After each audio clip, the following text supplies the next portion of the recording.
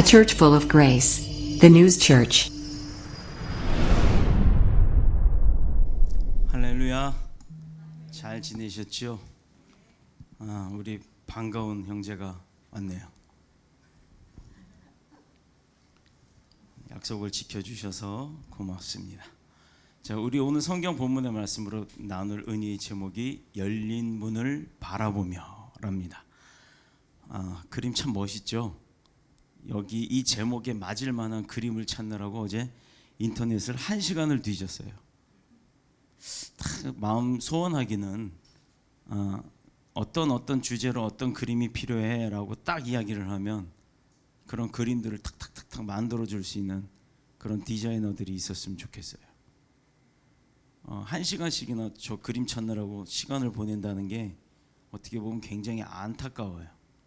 설교를 준비하면서 얼마나 저런 그림을 통해서 뭔가 조금이라도 좀 보여드리고 싶은 그런 간절한 마음이 있어서 그런 준비함이 있는데, 저는 분명히 선포합니다.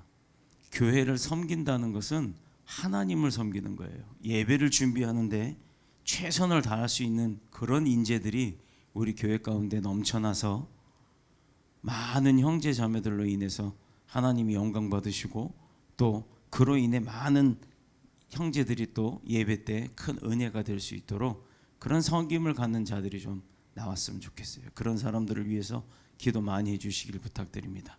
엔지니어도 언제까지 제가 저걸 해야 될지 모르겠어요.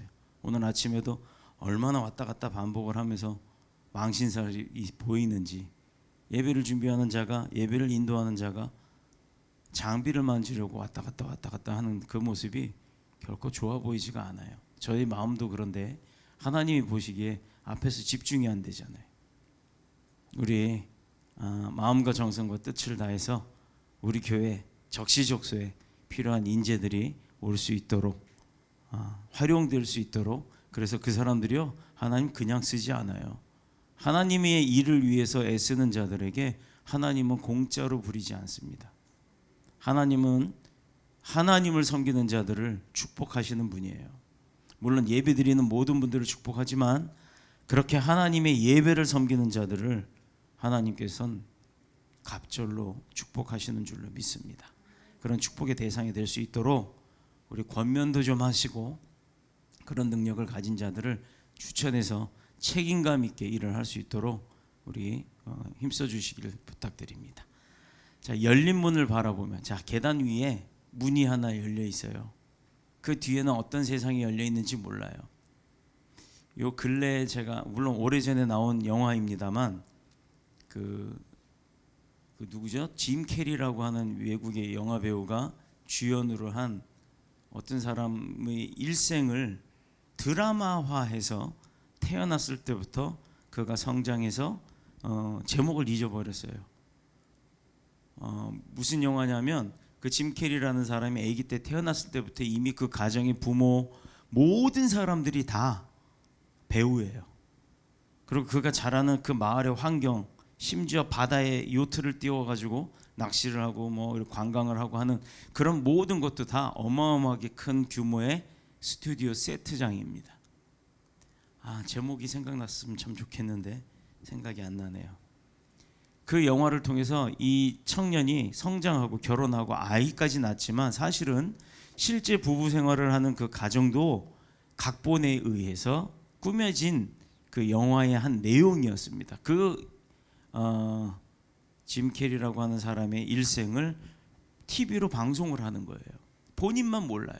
본인 주변의 모든 사람, 학교, 교사, 선생, 친구, 주변에 있는 소방관, 우체국 직원들, 이런 사람들이 모두 다 각본에 짜여서 움직여지는 드라마의 게스트들이었어요. 그래, 이 사람이 어느 날 자기 인생을 살면서 성실히 회사를 출근하고 집에 와서 아이들하고 놀고 가정생활도 충실하고 회사 생활도 충실히 했는데, 어느 날 문득 이 사람이 생각하기를 자기의 인생이 매일같이 다람쥐 쳇바퀴 돌듯 똑같은 스케줄에 의해서 똑같은 일을 하고 있는 게 조금 뭔가 이상하다는 생각을 갖기 시작을 했고, 그러므로 그가 매일 아침 출근하는 시간부터 주변에 움직이는 차며 또 사람들이며 이것을 유심 있게 관찰을 하기 시작했어요. 그런데 그가 느꼈던 건 뭐냐면 매일 아침 내가 10발짝을 걸어서 좌회전을 해서 골목을 나서면 빨간색 택시가 지나가고 그 빨간색 택시가 지나간 다음에 또 횡단보도를 건너면 내 앞으로 자전거 한 대가 지나가는 그런 모습들이 매일같이 똑같이 일어나는 것을 우연치 않게 발견을 합니다. 그래서 그가 마음 가운데 무엇을 갖고 있었냐면 지금 내 인생이 왜 매일 하나도 토시 하나 틀리지 않고 똑같이 진행이 될까라는 걸 의심하기 시작했고, 그래서 그가 요트를 타고 방송이며 방송이 아니라 그 바다며 또 회사 직장을 이제 마음대로 한번 바꿔보기 시작했어요. 내 스케줄이 아침 8시부터 일어나서 6시부터 일어나서 준비해서 9시에 딱 출근하는 그것을 일부러 바꿔봅니다. 어느 날 자기가 계획됐던 그대로 움직이다 말고 갑자기 회사로 출근하다 말고 막 뛰어요. 막 뛰어가지고 패스트푸드점으로 싹 들어가 버립니다. 그랬더니 방송국 스태프들이 어떤 일이 벌어졌겠어요. 이 사람이 당연히 그 코스를 통해서 회사로 갔을 때 회사에 몰래 카메라들이 다 설치가 돼 있어야 되고 그게 준비가 돼야 되는데 갑자기 방향을 바꿔서 엉뚱한 데로 가버리니 짐 캐리가 움직이는 그 모습에 있는 모든 사람들이 스케줄이 다 꼬여버리는 거예요. 갑자기 PD가 여기 무선 헤드셋으로 무선으로 막 명령을 합니다. 빨리빨리 그 뒤편에 스튜디오 뒤편에서는 막 난리가 난 거예요. 보여지는 짐 캐리가 보는 이런 모든 환경에는 다 가짜니까 그 뒷면의 배경에서는 스태프들이 카메라를 들고 막 뛰고 난리가 났어요. 갑자기 이동을 해버리니 그것을 짐 캐리가 깨닫습니다. 깨닫고 나서 이게 뭔가 꾸며지는 일이 있구나라는 걸 알고 나선 이게 내 인생인가?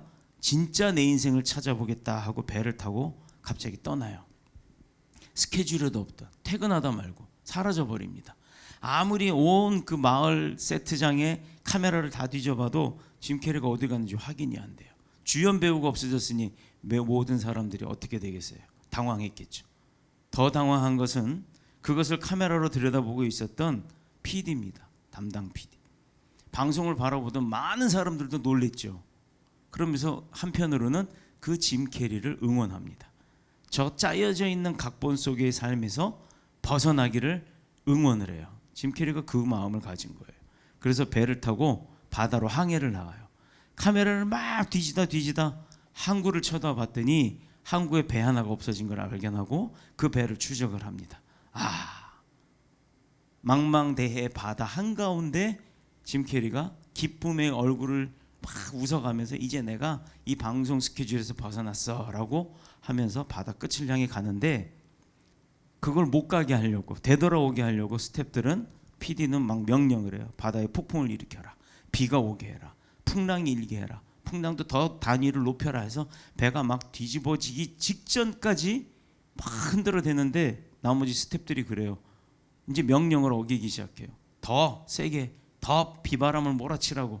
그랬더니 이러다 죽을 수도 있습니다 하고 스텝이 못해요. 그랬더니 이 PD가 가서 자기가 올려버려요. 끝까지. 결국은 요트가 뒤집어지고 짐 캐리가 물에 빠집니다. 그 빠진 사람이 결국에는 어떤 일을 벌였냐면 익사 직전까지 갔을 때 PD가 그 모든 풍랑을 싹 걷어버려요. 거두고 나니까 물속에서 빠져있던 짐 캐리가 벌떡 일어나죠. 배도 원상복귀가 되고 다시 맑은 하늘이 오고 잔잔한 바다 한가운데 PD도 뭔가 마음에 찔림이 있어서 그냥 그대로 한번 어떻게 하는지 내버려 둬봤어요. 그걸 그대로 송출합니다. 모든 사람 지켜보던 세상의 모든 사람들이 TV 화면 속 그 짐 캐리를 응원하기 시작해요. 탈출하기를 원하는.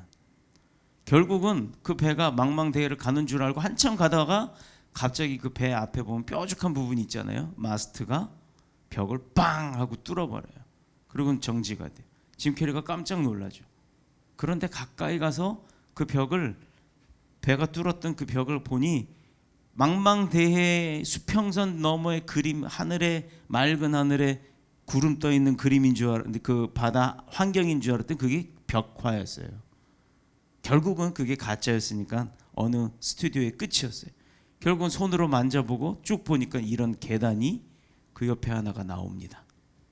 그 계단을 떡떡떡 걸어 올라가는데 그 계단 끝에 문이 하나 있어요. 똑같이 칠되어 있는, 구름으로 위장되어 있는 그 문을 열고 나가면 PD가 그럽니다. 너가 지금껏 살아왔던 이 각본 안의 인생과 네가 그 문을 열고 나감으로 인해서 실제로 맞닥뜨리는 인생은 별반 다를 게 없다. 그러니 굳이 거기 뭐 하려고 글로 나가냐. 이 안에서 내 각본대로 살아라 라고 마지막 뭐라 그래요? 협박이라 그래요? 권면이라 그래요? 권면은 아니겠죠. 못 나가게 하는 거니 협박을 했습니다. 그런데 짐 캐리는 딱 카메라를 보고 씩 웃으면서 그래요. 그래도 나가버렸어요. 그래서 자유를 찾아 나갑니다. 자, 이게 영화의 하나예요. 누구 이름을 사람 이름을 대면서 뭐 들여다보기 뭐 그런 영화 제목인데 생각이 안 나요. 혹시 생각나시는 분이 있나요? 네. 네, 짐 캐리를 주연으로 한 영화입니다. 그런데 저는 그걸 영화로 본 게 아니라 그 짐 캐리가 바로 나다라고 생각을 하고 한번 봤어요. 그때 그 PD는 하나님이다라는 생각도 해봤고, 그 스튜디오, 마을 전체가 스튜디오였던 그것은 내가 속해 살고 있는 이 세상이라고. 그리고 그 짐 캐리가 스튜디오 바깥으로 문을 열고 나간 그 이후의 세계는 사후에 있는 천국 세계라고 마음에 두고 그 영화를 봤을 때는 우리가 하나님이 그 PD로 나왔던 그 사람이 하나님의 역할을 하는 모습으로 봤다 그러면 과연 하나님이 만들어 놓은 세상 안에 살고 있는 우리가 어떤 모습일까?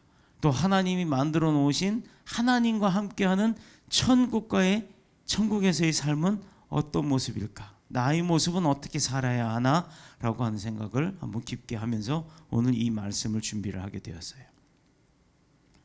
요한계시록 3장까지는요, 1장, 2장, 3장까지는 그 믿음의 생활을 하는 교인들, 교회의 박해와 여러 환난 속에서 지상의 주님의 그 몸된 교회들이 아주 열심히 그 환난을 이겨내려고 하는 고군분투하는 모습들을 중심으로 내용들이 기록이 되어 있습니다. 그런데 4장에 들어오면서부터 이제 그 성경 요한계시록의 그 환상의 모습은 급변하여서 장면이 뒤집어져요. 자, 그 무대가 이제 지상 가운데 있었던 교회의 모습이 아니라 천상으로 올라갑니다. 하늘문, 저렇게 하늘의 문이, 입구의 문이 딱 열려 있어요. 물론 저거보다 더 거창하죠. 금은보화와 금으로 된 아주 철제문 같은 멋있는 문들이 준비가 되어 있어요. 제가 그래서 요한계시록을 한번 읽어보세요라고 했는데 읽어보신 분이 있죠? 다는 못 읽으셨어도 네, 감사합니다. 이렇게 순종하시는 분들이 오늘 큰 은혜가 있어요. 이제 이게 무슨 내용인지를 한번 살펴보도록 하겠습니다. 대부분의 교회들이 요한계시록 강의 안 해요. 왜? 무섭기도 하고 잘못 강의할까 봐. 오늘 이 본문의 내용을 가지고 오늘 본문 내용에 나왔던 내용을 가지고 신천지들이 장난질을 해요. 우리가 이 내용을 정확하게 알고 있어야 신천지를 이길 수가 있는 겁니다. 거기에 현혹되지 않는 겁니다. 제일 먼저 하나님의 보좌가 나타나는데 하늘문이 열리자마자 본 게 하나님의 보좌예요. 이건 뭔 얘기냐면 천국에 입성하자마자 제일 먼저 기다리고 반겨주시는 분이 하나님이라는 거예요. 얼마나 하나님이 우리가 천국에 오기를 원하고 계시는지 이 내용만 보면 알 수가 있죠. 사도 요한은 1절에서 하늘에 열린 문이 있다라고 이야기를 합니다. 자, 내가 들은 바 처음에 내게 말하던 나팔 소리 같은 그 음성이 이르되 뭐라고요? 뭐라고 돼 있어요? 이리로 올라오라. 사도 요한이 하늘의 음성을 들어요. 하나님의 음성을 듣고 그 계단을 따라서 천국 문을 열고 들어갑니다. 올라갔더니 그 이후에 뭐라고 하시는지 이제 또 쭉 오늘 본문을 통해서 강의를 하도록 할게요. 주님의 음성을 듣고 올라가니 우리는 이 성경을 통해서 하늘문이 열리는 장면이 여기에만 있는 게 아니고 몇 군데 더 있어요. 천국 문을 열고 들어가야 한다는 것이 확실한 것이 뭐냐면 몇 군데의 성경을 통해서 증거하고 있다라는 거예요. 그래서 요한계시록은 요한에게 보여줬던 꿈의 환상을 통해서 계시하신 것이 거짓이 아니라 그냥 꿈이 아니라 참된 진리라는 것을 알 수 있다라는 겁니다. 우리 에스겔서, 구약에 보면 에스겔서가 있는데 에스겔을 이 환상을 볼 때도 천국 문이 열리는 것을 봤어요. 그 다음에 예수님께서 요단강에서, 우리 마태, 마가, 누가, 요한에 보면 예수님께서 세례 받잖아요. 세례 요한이 먼저 와서 때가 이르러니 외침을, 광야에서 외침을 갖고 있을 때 그 세례 요한으로 인해서 예수님이 요단강에서 세례를 받았단 말이에요. 아니, 세례를 주시는 분이 세례 요한한테 세례를 겸손히 받으셨다는 것. 자, 그때 어떤 일이 벌어졌어요? 하늘의 문이 열리고 우레와 같은 소리가, 또 비둘기가 성령같이, 비둘기같이 성령이 내려오는 역사가 보였잖아요. 그때도 하늘 문이 열렸어요. 또 우리 믿음의, 신실한 믿음의 집사 하면 딱 생각나는 사람이 있죠. 스데반은 돌 맞아 죽었어요. 왜 맞아 죽었냐? 예수님만 믿고 예수님을 증거했다는, 그게 죄가 돼가지고 그걸 죄라고 사람들이 돌로 쳐서 돌 맞아 죽었습니다. 그런데 이 스데반이 순교할 때도 하늘 문이 열렸어요. 자, 문제는 1절 마지막 부분에서 주님이 뭐라 그러셨어요? 노란색. 이후에 마땅히 일어날 일들을 내가 너에게 보이리라. 천국에 올라오면 그 이 다음에 이제부터 일어날 일을 사도 요한한테 보여주신다고 했어요. 자, 그러면 요한계시록에 기록됐던 모든 것들이 하나님이 하시는 일을 미리 보여줬다라는 게 맞죠. 그래서 요한계시록을 우리가 잘 봐야 되는 겁니다. 자, 이것은 내용이 어디에 있냐면 3장에 끝나는 부분이, 내용이 끝나면서 22절, 3장 22절에 보면 이렇게 써 있습니다. 귀 있는 자들은 성령이 교회에게 하시는 말씀을 들을지어다. 자, 똑같이 설교를 하는데도요, 못 알아듣는 사람은 못 알아들어요. 근데 알아듣는 사람은 다 캐치합니다. 이 알아듣는 사람은 뭐냐면 영의 귀가 열린 거예요. 영의 귀가 열리지 않고 그냥 목사 눈도장 찍으려고 마지못해 교회 나온 사람들은 오늘의 내용이 뭔지 이해가 안 될 겁니다. 모두가 다 이해되시기를 축복합니다. 물론 방송 보시는 모든 분들도 마찬가지예요. 자, 이것은요,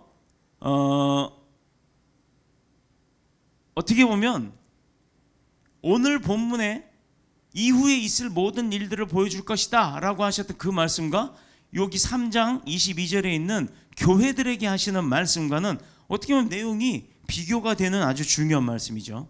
우리는 2장 3장에 보면 주님께서 우리 소아시아에 7교회가 있는데, 혹시 소아시아 7교회 다 아시는 분?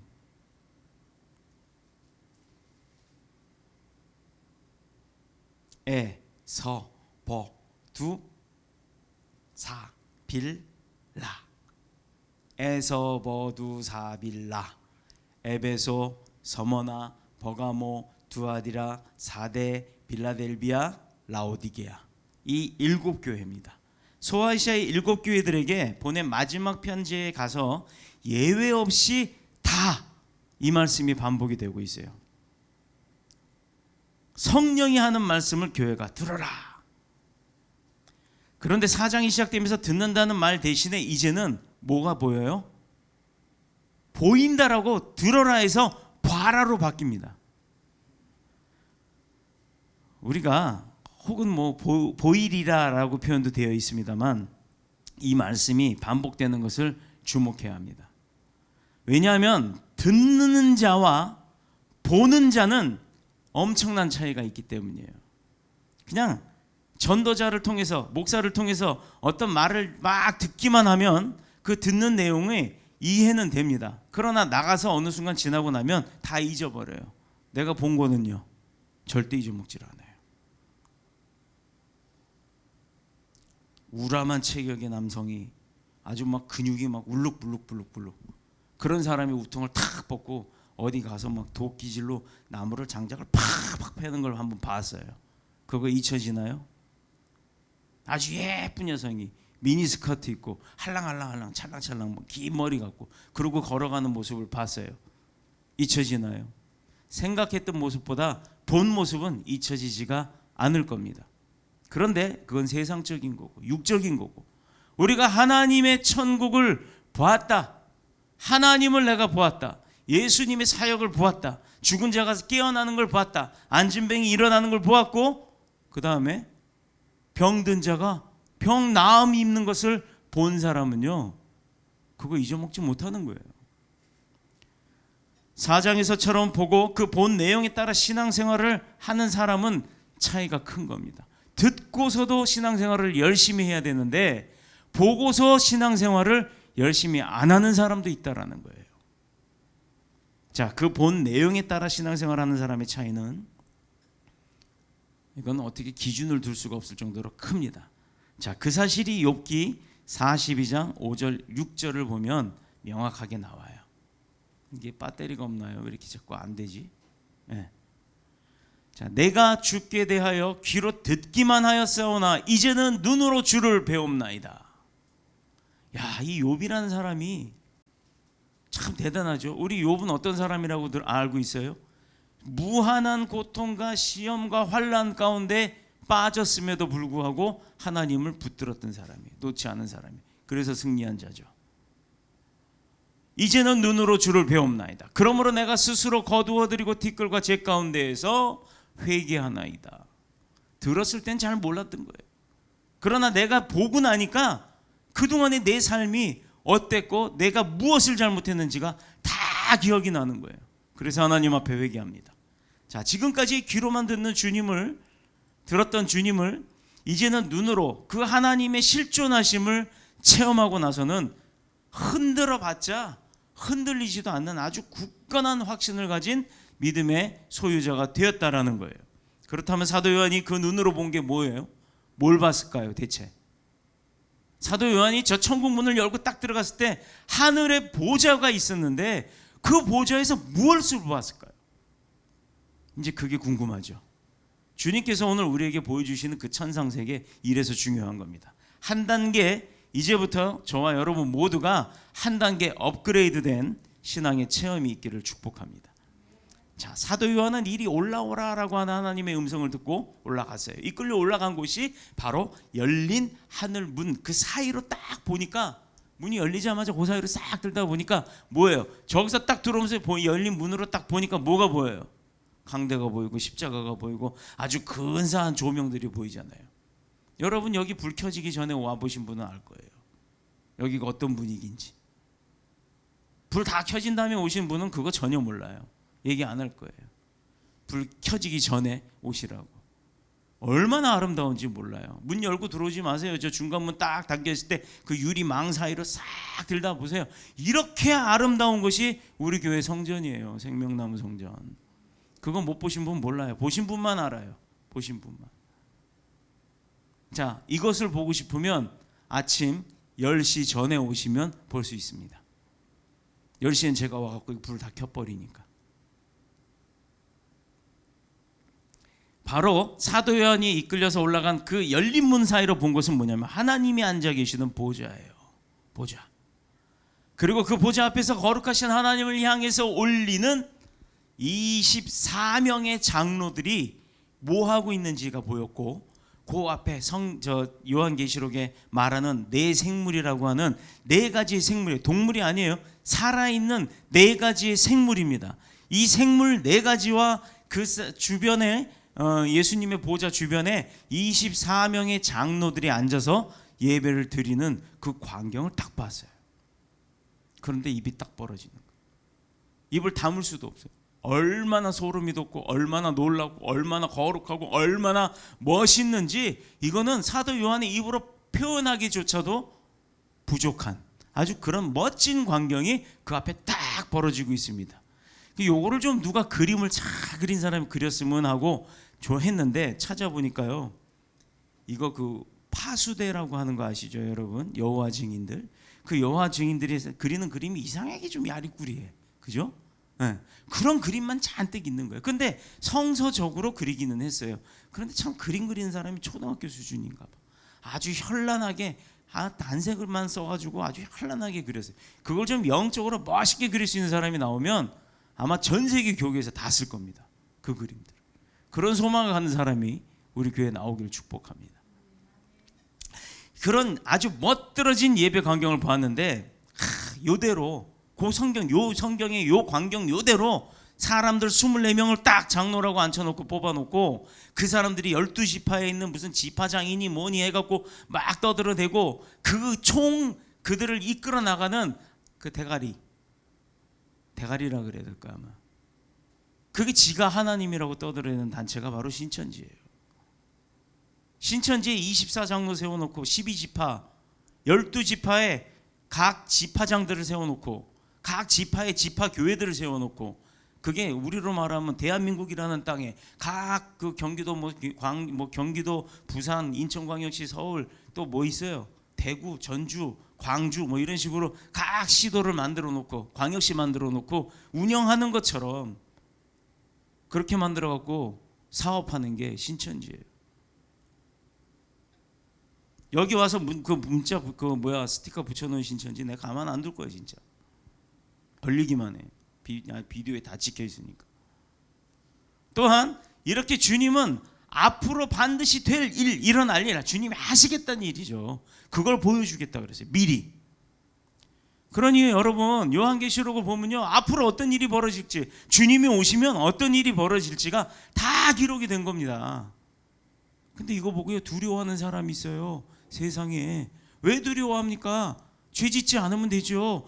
죄 짓지 말라고 잘못 살지 말라고 이거 미리 보여주신 거예요. 근데 그걸 갖다가 이렇게 되면 어떡해 세상이 끝나면 어떡해 이러고 앉은 사람들이 있어요. 이게 얼마나 미련합니까? 사도 요한을 왜 불러 올리셨겠어요? 신앙생활 중에 전도자를 통해서 듣기만 하는 신앙에는 이제 듣는 것에 대한 한계점이 있다라는 겁니다. 언제까지 듣기만 할 거예요? 언제까지? 바라봐야죠. 왜냐하면 왜 듣는 걸로도 만족이 되냐면 내 스스로 하나님의 임재를 체험함이 없기 때문이에요. 찬양하다가 갑자기 소름이 돋고 막 눈물이 펑펑 쏟아지고 이유 몰라요. 왜 그러는지. 근데 그게 은혜가 아니라 감동받았다고 표현하는 사람들이 있어요. 감동은요 내가 뭔가 원하는 것에 내 생각과 내 마음이 동일하게 이루어지면 그거를 내가 감동이 됐다라고 표현을 하는 거예요. 하나님이 은혜 주시는데 무슨 감동, 내가 하나님의 은혜를 골라봤습니까? 체험이 없는 신앙생활은요 지식은 늘어요. 성경에 대한 지식은 무지하게 많습니다. 성경 구절 많이 외워요. 그 성경이 내가 원하는 것만 외우는 거예요. 나한테 접합되는 거는, 나한테 질책하시는 건, 내가 잘못된 걸 가리키는 건 내가 아니라 제 거야. 이렇게 이야기하는 사람들 많습니다. 지식은 늘어가지만 대신에 확신이 없다라는 거예요. 그러나 여기서 본다라고 말하는 의미는 눈으로 목격하는 것도 있지만 더 중요한 건 눈으로 목격하는 것이기 이전에 내가 먼저 그 사실들, 그 일들, 그 사역들, 그 역사하심을 체험하는 거예요. 우리가 맨날 강조하는 게 뭐예요? 기왕 예배 나왔으니까 억지로 끌려 나왔든 내가 기뻐서 나왔든 어떻게 나왔든지 간에 나왔으면 하나님 만나고 가는 게 소원이 돼야 된다라는 거예요. 이게 체험하자는 겁니다. 이게 체험하자는 거예요. 여러분들이 다 하나님을 체험하고 나면요 저처럼 이렇게 돼요. 군인 시절 처음 교회 가가지고 왈랄랄라 이런 거 할 때 이것들 다 미친 것들 아니야, 광신도들 아니야 이러고 뛰쳐나간 사람이 저예요. 그런 제가 하나님 만나고 나니까 제가 그러고 있어요. 제가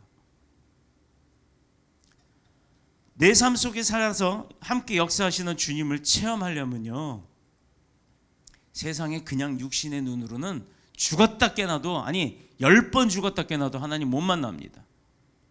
내가 영적인 눈을 또 영적인 귀를 열어야 돼요. 그거 열 때면 어떻게 되겠어요? 그게 열리면 목사들이 귀신 보고, 목사들이 귀신 들린 자를 보고 심지어 기도하고 나서 그 사람들을 치유한다는 걸 안 믿죠? 보여요. 실제로 이 사람이 어떤 마음인지를 다 알 수 있어요.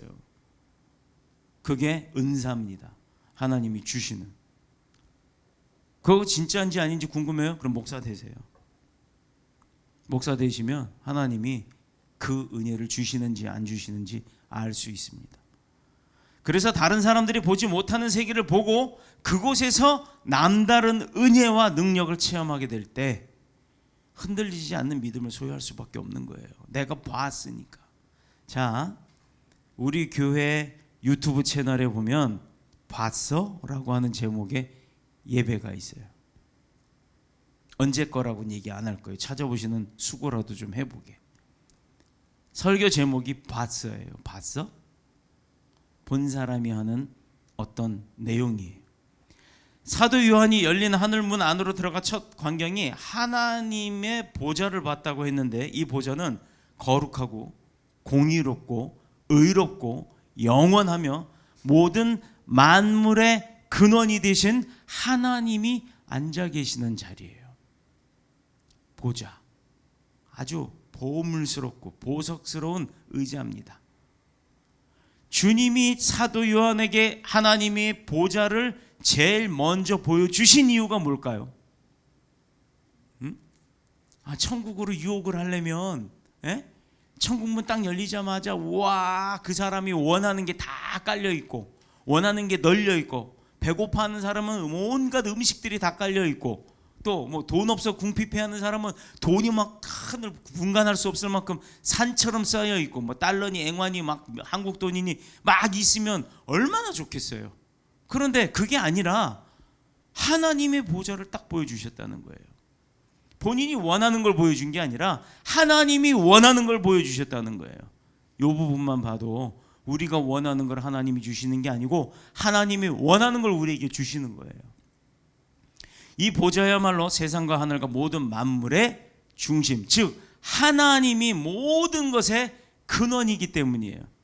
즉 모든 것의 주인과 모든 것의 목적과 모든 것의 의미는 바로 하나님과 연결된다는 것을 가르쳐 주고 싶으셔서 제일 먼저 하나님을 보여주신 겁니다. 자, 바로 그것이 하나님이 앉아 계신 것은 11절에 기록이 되어 있죠. 자, 함께 볼게요.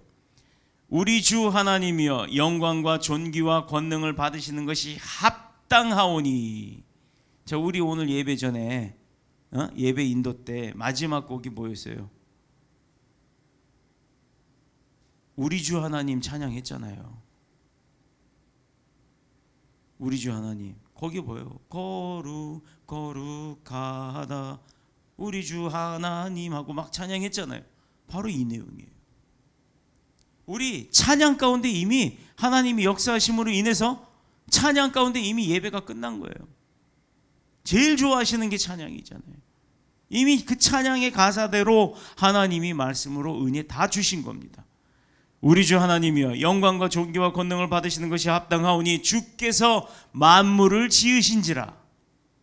하나님이 세상을 만드셨기 때문에, 세상의 모든 것을 다 창조하셨기 때문에 하나님만이 그 영광과 존귀와 능력을 받으시기에 합당하신 분이기 때문에 그렇게 그 자리에 앉아 계신 것을 보여주신 거예요.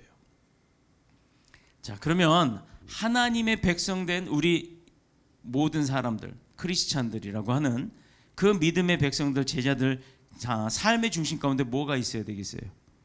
답 다 얘기했는데,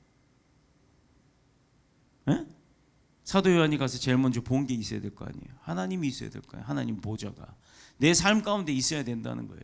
여러분 하나님 봤어요? 예수님 봤어요? 성령님 봤어요? 이렇게 얘기하면 아주 목사님이 정신이 나갔나? 보면 죽는데, 아니 하나님이 어떻게 보입니까? 이런 소리 하실 것 같아요. 하나님의 음성 들어보셨습니까? 저는요, 저의 은사 목사님의 목소리를 통해서 들었어요. 부부싸움하고 억울해서 하나님 이건 아니잖아요. 내 잘못이 뭐가 있습니까? 막 투덜투덜 하나님 앞에 가서 그 부부싸움의 억울함을 이야기하고 있었어요. 그런데 습성이 이어폰 꽂고 핸드폰에서 찬양 틀어놓고 그 찬양 빵빵빵빵 틀어놓고 막 귀는 시끄럽게 해야 주변에 누가 안 들을 것 같은 느낌이 있어서 아무도 없는 불 꺼진 성전에 가서 그러고 앉아서 엎드려서 펑펑 울면서 기도하는 순간 뒤에서 그 은사 목사님 목소리가 들려요. 예수님 하는. 내 기도를 듣고 얼마나 안타까웠으면 예수님 하는 그런 음성이 탁 들립니까? 기겁을 하고 창피해서 그동안 내가 기도한 내용의 모든 내용을 다 들으셨네 하고 뒤를 딱 돌아봤더니 누가 있었어요? 아무도 없었어요. 아무도. 그런데 여러분 생각해 보세요. 귀에는 들리지 않을 만큼 찬양 소리가 빵빵빵빵 들리도록 이어폰까지 꽂고 기도하고 있었는데 그 목사님 목소리가 왜 들렸겠어요? 바로 그게 하나님의 역사하심이에요. 여러분들이 그런 거를 캐치하는 귀와 눈이 열려야 하는 겁니다. 반드시 우리 마음의 삶 가운데는 하나님의 보좌를 두어야 합니다. 이 지상은 교회 건물이 아니고 또 장차 우리가 들어갈 영원한 천국도 아니고 반드시 그 천국 안에 있는 하나님의 보좌가 내 안에 있어야 되는 거예요. 천국은 소망을 하는 거죠.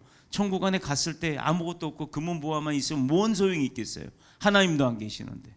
우리 교회도 목사 나부랭이만 있어갖고 떠들어대면 무슨 의미가 있겠어요. 하나님이 계셔야죠. 이 보좌 앞에 모여서 찬양하는 24명의 장로 그리고 4가지 생물들의 모습에서 그 답을 얻을 수가 있어요. 왜 하나님의 보좌가 내 안에 있어야 하는지. 사도 요한이 목격한 그 2번째 장면이 바로 이들의 예배하는 하나님 보좌 앞에서 예배하는 모습들입니다. 또 볼까요? 자, 8절. 4생물은 각각 6날개를 가졌고 한 생물당 날개가 6개씩이에요. 그 안과 주위에는 눈들이 가득하대요. 그러니 잠자리의 눈이 혼눈과 겹눈이 있죠. 몇 개인 줄 아세요? 2,000개가 넘어요. 그 잠자리 요만한 거에 눈이 2,000개가 넘는 혼눈과 겹눈이 있어요. 그래서 이렇게 보면 무슨 뭐 홀로그램 우리 5만 원짜리 그 띠에 보면 막 그림 왔다 갔다 하는 것처럼 눈이 그렇게 생겼어요. 그런데 이 4생물의 주변에도 그렇게 있대요. 그러면 얼마나 많은 것들을 다 잘 볼 수 있겠습니까? 이거를 빗대서 우리 불교에 가면 불교의 그 절에 들어가는 입구에 그 첫 문 관문 있죠? 그 관문에 가면 좌우에 뭐가 있어요? 사천왕상이라는 게 있어요. 사천. 왜 사천일까요? 왜 넷이냐고요? 이거 본따서 하는 거예요. 이거 본따서. 여기 이 4생물이 6개의 날개를 가지고 그 안과 주위에는 눈이 가득하더라. 그들이 밤낮으로 쉬지 않고 이르기를 뭐라고 얘기하냐고요? 밤낮으로 거룩하다 거룩하다 거룩하다 주 하나님 곧 전능하신 이여 전에도 계셨고 이제도 계셨고 앞으로도 장차 오실 이시라라고 고백을 하고 있는 거예요. 전에도 계셨고 어제도 계셨고 지금도 있고 전에도 있었고 앞으로 장차 오실 분이 하나님이시라는 걸 떠들고 있다라는 거예요. 밤낮으로. 자, 그 보좌 앞에 엎드려 경배하며 자신의 면류관을 벗어 그 면류관 받기가 우리 얼마나 힘들어요. 이 땅에 살면서 면류관 하나 내가 금메달 따는 것처럼 면류관 하나님으로부터 면류관 하나 받는 게 얼마나 어렵습니까? 그렇게 어렵게 받은 면류관 쓰고 천국 들어갔는데 천국에 가자마자 그 어렵게 딴 면류관을 하나님 앞에 내려놔야 하는 거예요. 그 소중한 거를 하나님 앞에 드릴 정도로 그렇게 거룩한 분이시라는 겁니다. 그 보좌 앞에 엎드려 경배하며 자신들의 면류관을 벗어 주 하나님께 드리는 그 모습을 보았다는 거예요. 사람들이 생각하기를 하나님 보좌 앞에서 경배하며 자신의 그 귀한 면류관을 벗어서 드리는 사람이 누구냐? 과연 어떤 사람이냐? 누구냐? 과연 누구이냐? 이거예요, 이거. 자, 그리고 4생물이라고 말하는 그것은 과연 뭐냐?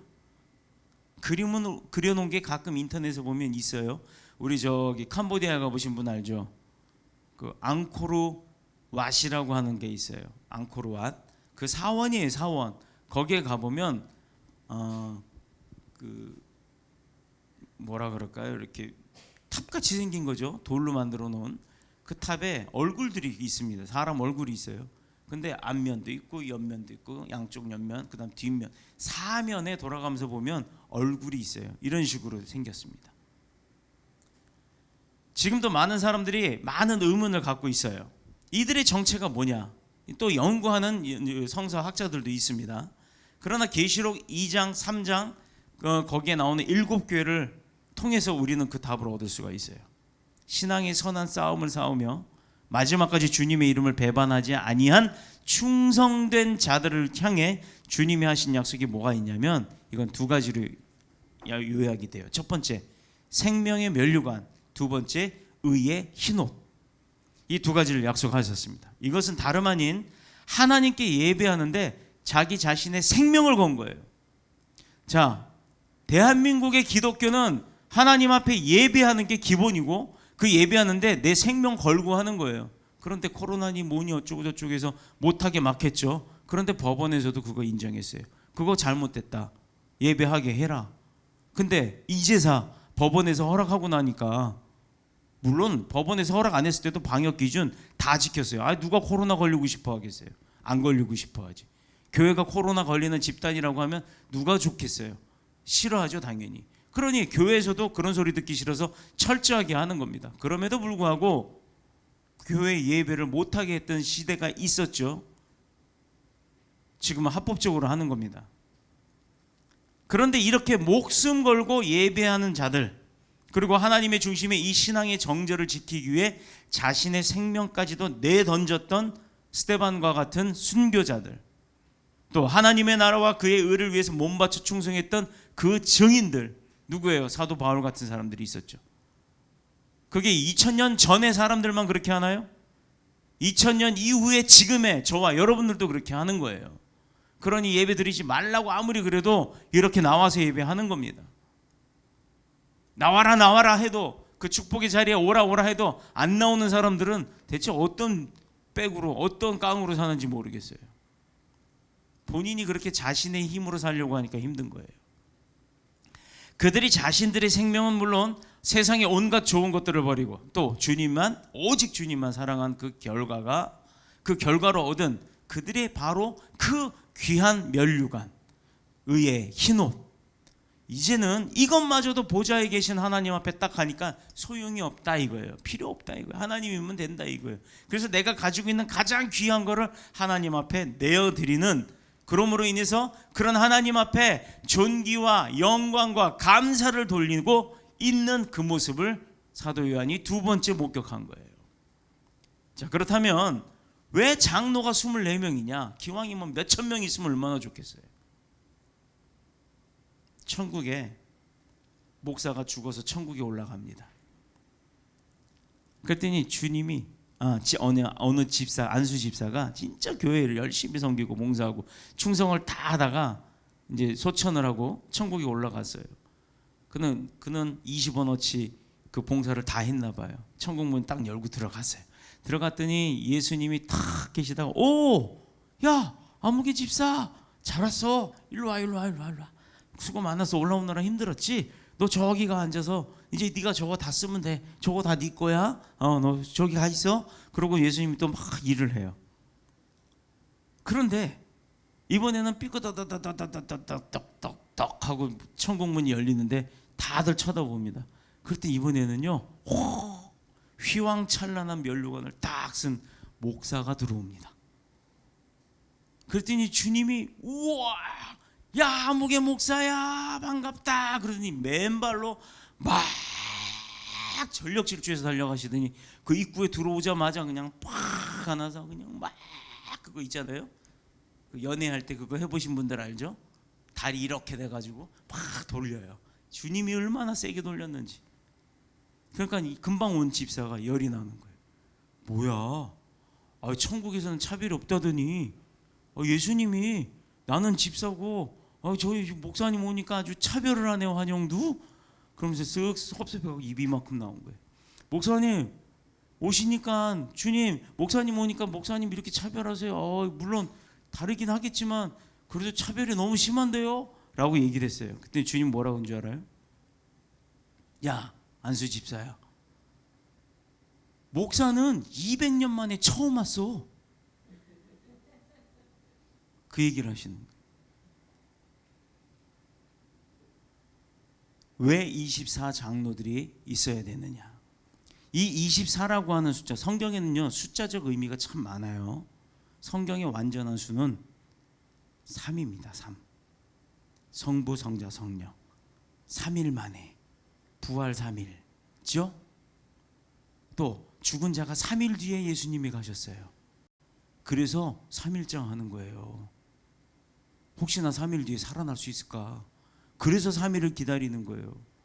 예전에 우리 5일장 했나요? 왕이나 5일장, 15일장이 있죠. 다 썩어 문드러져 국물 쭉쭉쭉 흘러나오는 육수 빠지는 그때까지도 내버려 두고 미련한 짓들을 많이 했죠.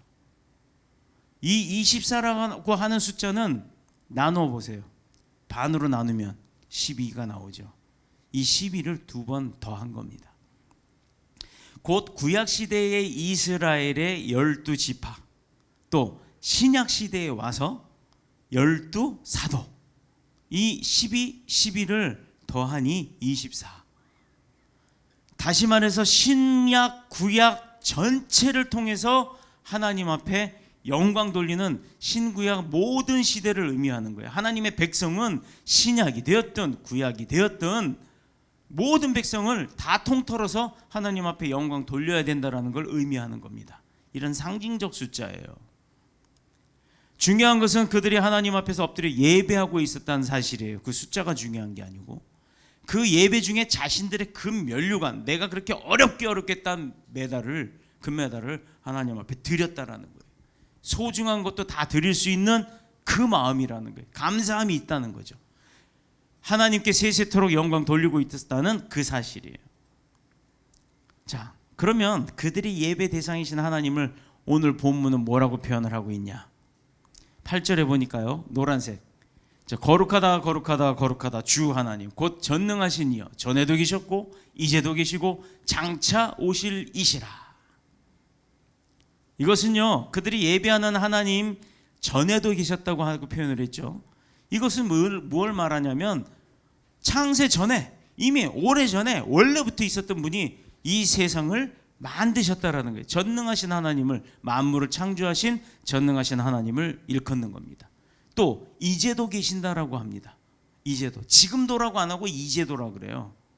이제도란 이름을 갖고 있는 분도 있어서 내가 깜짝 놀랐는데, 이제도 계신다라는 것은 만물을 하나님이 만드셨으니 하나님의 마음과 뜻대로 통치하고 계시는 분이라는 거예요. 살아계신 분을 의미하는 겁니다. 지금도 살아서, 이제도 살아서 계속해서 우리를 돕고 계시는 분, 우리가 천국문에 올라오도록 오너라 라고 하고 계시는 분이 하나님이시라는 걸 의미하는 거예요.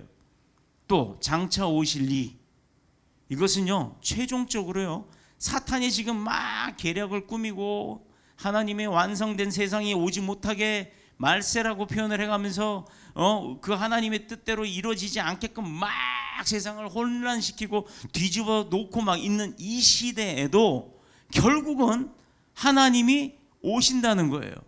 어떨 때 오셔요? 승리하니까 오는 거예요. 승리자라는 거예요. 완성된 승리자가 오직 하나님밖에 안 계시는데 이만희는 지가 그 사람이래. 그러면 이만희가 죽나 안 죽나 보자고요. 지금도 골골골 하잖아요. 내 눈에는 곧 언제 죽을지도 보일 것 같아. 그런데 참 재밌어요. 빛으로 오신 하나님이잖아요. 빛으로 오신 예수님이잖아요. 지가 하나님이고 예수님이면 아예 날 좋은 날 왜 선글라스 끼고 돌아다녀? 그것만 봐도 아닌 게 다 드러나잖아요. 웃기잖아요. 어쩌고 저쩌고 따지고 그러지 말아요. 이 신천지들 정신 똑바로 차려요. 이만희 죽고 난 다음에 봅시다. 당신들 이론대로라면 이만희는 죽지 말아야 돼. 죽나 안 죽나 보자고. 그게 뭐 다시 변화되는 모습이라고, 죽는 게 말 되지도 않는 소리 하지 말고 성서적으로 이론적으로 덤빌려면 덤벼봐. 장차 이루어질 것을 보여주신다고 하신 그분, 쓸데없는 거 믿고 있어봐야 소용없다는 거예요. 왜? 장차 오실 이는 모든 계략과 모든 모함과 모든 환란들을 다 정리하고 주님의 뜻을 이루어 오시는 거잖아요. 주님의 뜻이 이루어져야 오는 거예요. 주님의 뜻을 이루려 오시는 거예요. 그러면 누가 이기는 자예요? 하나님밖에 없어요. 이 세상엔 사람은 이기는 자가 될 수가 없어요. 또 말 안 들어서 보이지 않는다고 육신을 입고 오시는 분은 예수님 한 분으로 끝입니다. 하나님은 두 번 일하는 게 없잖아요. 똑같은 일을 반복하시지 않아요. 하나님은 딱 한 번밖에 기회 안 주시는 거예요. 그 기회 우리가 잘 잡아야 하는 겁니다. 하나님이 우리가 말 안 듣고 잘 안 듣는다고 또 요새 또 엄청나게 거짓 선지자들 드러나고 한다고 해서 말세 때가 가까웠다고 다시 예수님처럼 육신을 입고 내가 그니라 하고 오시는 분이 있을까요? 없어요. 그렇게 안 하세요. 오죽하면 성령을 주고 가셨겠냐고요. 안 봐도 또 못 믿을까 봐 계속해서 성령을 통해서 믿게끔 하시는 그 역사함을 주고 가신 분인데 다시 사람의 몸으로 오실까요? 천만의 말씀이야. 사람의 육신을 입고 지가 하나님이라고 떠들어대는 인간들 철저하게 회개하시길 바랍니다. 더 이상 대들거나 덤비거나 견주어지지 않는다는 것. 세상 말로 끝판왕 맞냐 희성아? 세상 말로 완전 끝에 왕인 사람은 끝판왕이라 그러지? 예. 그게 하나님이에요. 자, 이것은 모두 무엇을 의미하냐? 이 땅의 모든 생명체의 존재를, 그 가치를 오직 하나님을 예배할 때 그 가치가 다 드러난다. 그러니 여러분 지금 얼마나 가치 있는 삶 사시는 거예요. 피곤해요. 진짜 회사 일 걱정돼요. 집안에 막 청소도 안 했어요. 바빠요. 몸도 아파요. 그런데도 불구하고 이렇게 예배의 목적을 두고 그 목적의 달성을 위해서 성실히 예배드리는 여러분들이 바로 그 끝판왕의 제자들이에요. 오직 하나님을 예배함에 있으며 모든 피조물들의 궁극적 목적이 보좌에 계신 하나님 예배하는 데 있다라는 겁니다. 여러분들이 하나님의 목적대로 잘 사시는 거예요. 그러면 하나님이 공짜라고요? 공짜로 쓰신다고요? 절대 아니에요. 오늘 이 문을 열고 나가는 순간 분명히 뭔가 이루시는 역사함을 통해 하나님의 영광이 드러날 줄로 믿습니다. 바로 이 일을 위해서 하나님께서 자신의 뜻에 따라 만물을 만드신 거예요. 그걸 지 멋대로 야 이제 너네가 통치하고 너네 마음대로 다스리고 생육하고 번성해라 라고 권한을 딱 줬어요. 누구일 때 준 거예요? 아들일 때 준 거예요. 근데 그 아들을 지가 벗어나서 발 쓱 빼가지고 이렇게 하니까 무슨 춤추는 것 같으네. 발을 착 하나님부터 쓱 빼가지고는 뭘 하냐면 자기가 원하는 곳에 자기가 하고 싶은 일에 자기가 쓰고 싶은 곳에 자기가 생각하는 곳에 지가 거기 가서 놀고 있더라 이거죠. 그러면서 하나님이 주신 걸 통치하려고 하니 통치가 됩니까 안 됩니까? 통치권을 잃은 자가 통치하면 반항 생겨요. 통치권을 갖고 있을 때 통치해야 말을 듣는 겁니다. 하나님을 떠났는데 무슨 통치자예요? 자, 그러니 지금 예배드리는 저와 여러분은 얼마나 지혜로운 자예요. IQ가 한 2000쯤은 될 것 같아. 아멘. 그러니 저와 여러분 지혜로운 자예요. 약속된 축복의 사람인 줄로 믿습니다. 최종적으로 승리하실 끝판왕에 인정받는 자들이에요. 야, 할렐루야. 이거면 됐죠. 뭐가 더 있어요. 그러므로 사람이 하나님의 영광을 위해 자신을 희생할 줄 모른다면 곧 인간의 가치 잃는 것과 같습니다. 요한계시록 이 서신의 목적이 뭡니까?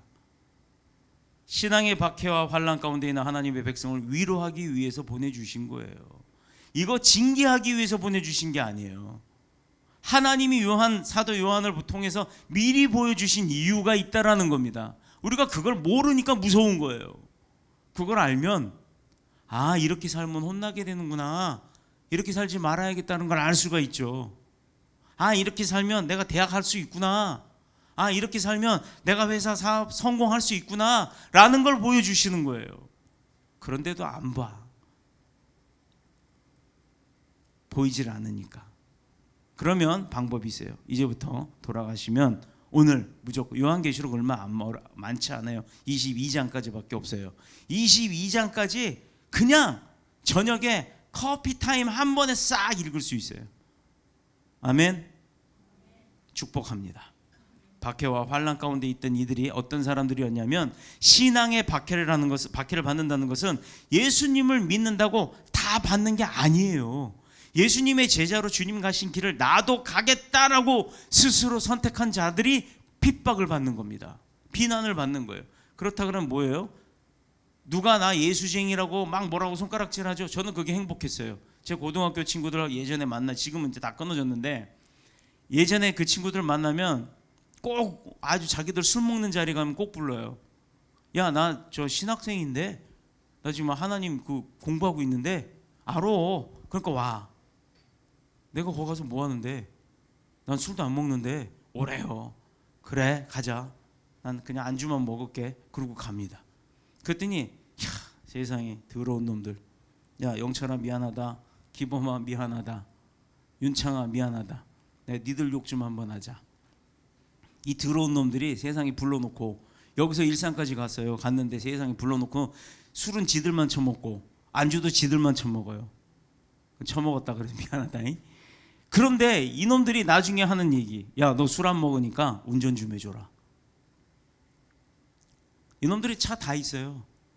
다 그 일산, 능곡, 원당 이런 데 살아요. 그러면 대리 불러가지. 내가 지놈들 차 타고 쭉 가요. 데려다 줘요.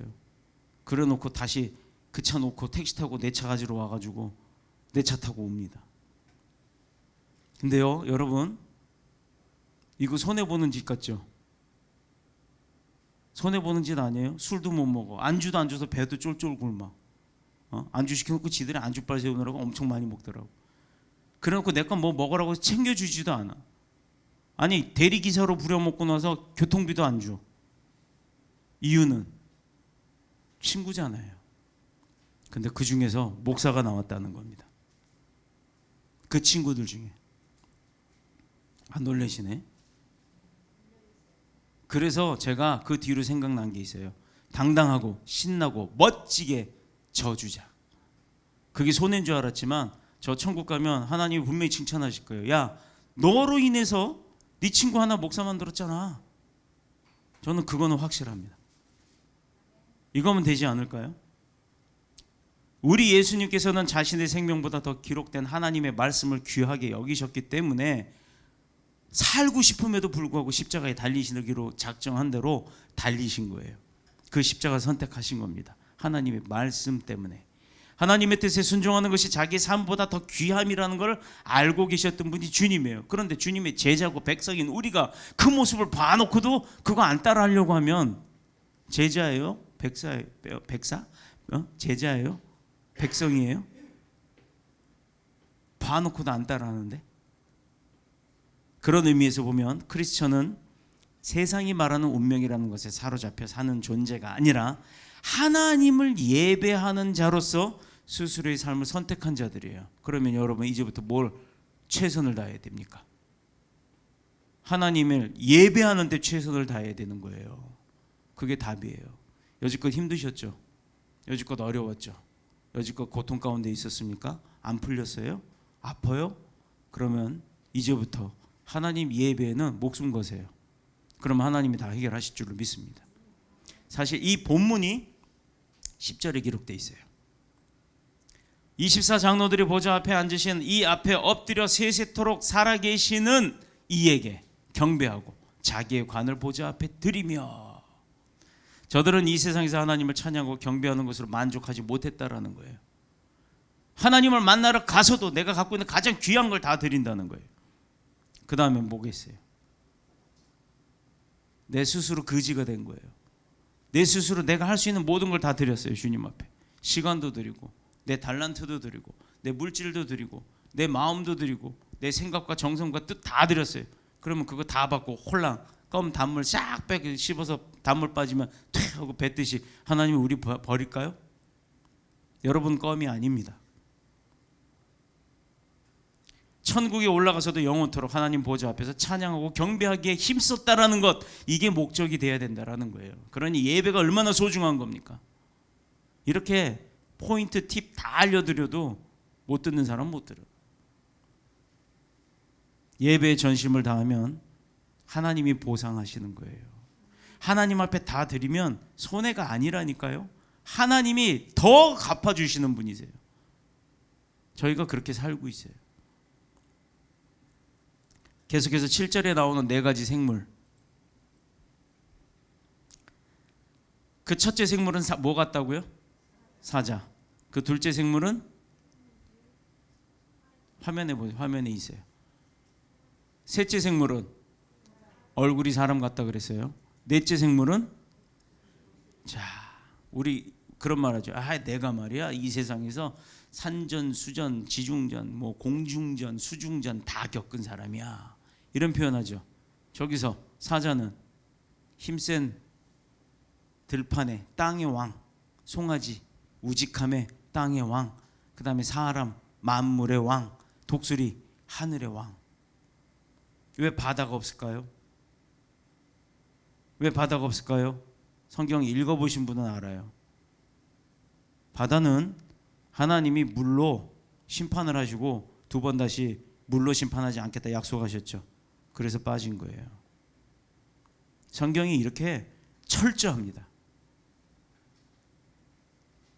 요한계시록이 얼마나 신나는 건지 몰라요.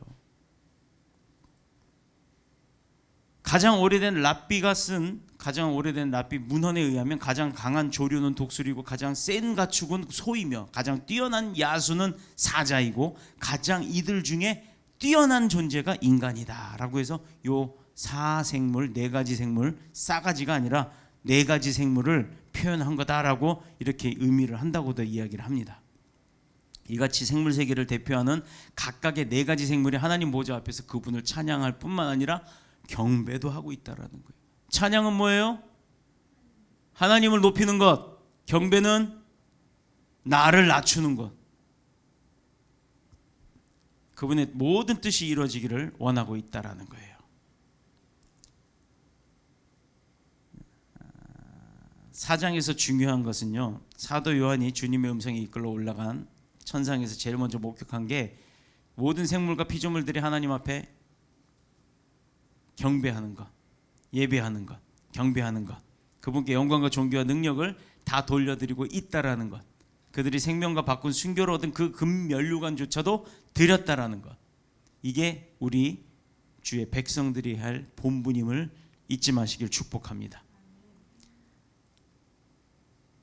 주님께 대한 충성이 변함없었던 교회들이 몇 가지가 있는데, 자, 버가모 교회 뭐를 했냐면 죽어도 주님을 모른다 부정하지 않았어요.